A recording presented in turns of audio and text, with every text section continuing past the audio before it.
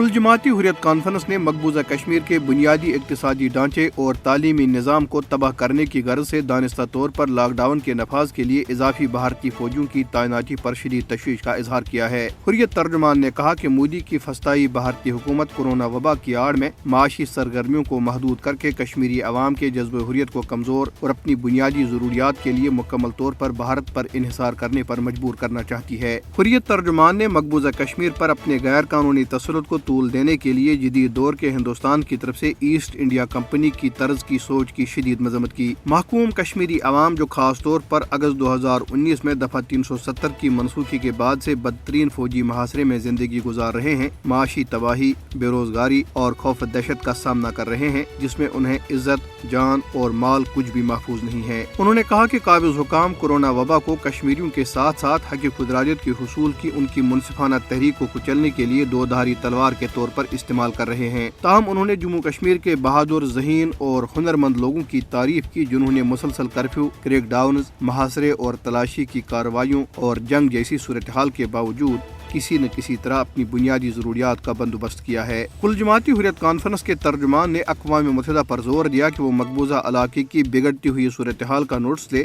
اور مقبوضہ علاقے میں کشمیریوں کی نسل کشی، ماورائی عدالت قتل اور معاشی ناکہ بندی ختم کرانے کے لیے بھارت پر دباؤ بڑھائے۔ کشمیریوں کی حق پر مبنی جدوجہد آزادی کو دبانے کے لیے بھارتی ریاستی دہشت گردی کا حوالہ دیتے ہوئے انہوں نے کہا کہ کشمیر کے محکوم عوام کے بنیادی حقوق کی سنگین خلاف ورزی کو مد نظر رکھتے ہوئے اقوام متحدہ کے سیکرٹری جنرل کی یہ ذمہ داری ہے کہ وہ کشمیر کے بارے میں سلامتی کونسل کی قراردادوں پر جلد از جلد عمل درآمد کروائیں تاکہ خطے کو خطرے سے بچایا جا سکے اور دنیا میں امن و سلامتی قائم ہو سکے۔ بین الاقوامی تنظیم جینوسائیڈ واچ کے صدر ڈاکٹر گریگوری اسٹینٹن نے عالمی برادری پر زور دیا ہے کہ وہ قوم پرست ہندوؤں کے نفرت آمیز اور انتہا پسند نظریے ہندوتوا کی روک تھام میں اپنا کردار ادا کرے، جس سے بھارت اور اس کے غیر قانونی زیر قبضہ جموں کشمیر میں مسلمانوں کی نسل کشی کا خطرہ ہے۔ انہوں نے ان خیالات کا اظہار امریکی کانگریس کو دی جانے والی ایک بریفنگ کے دوران کیا، جس کا اہتمام انڈین امریکن مسلم کونسل نے کیا تھا۔ ڈاکٹر اسٹینٹن نے اس خدشے کا اظہار نسل کشی کے 10 مراحل کی سائنسی طرز پر کی گئی تحقیق کی بنیاد پر کیا، جس کے مطابق بھارت ان تمام 10 مراحل سے آگے بڑھ چکا ہے جو ملک میں 20 کروڑ سے زائد مسلمانوں کے لیے سنگین خطرہ ہے۔ ڈاکٹر گریگوری اسٹینٹن کے مطابق بھارت میں مسلمانوں کی نسل کشی کے عمل میں بھارتی وزیر اعظم نریندر مودی کے مسلم مخالف بیانات و تقاریر، بھارت کے غیر قانونی زیر قبضہ جموں کشمیر میں 5 اگست کا غیر قانونی اقدام اور متنازع شہریتی ترمیم قانون جیسے واقعات سے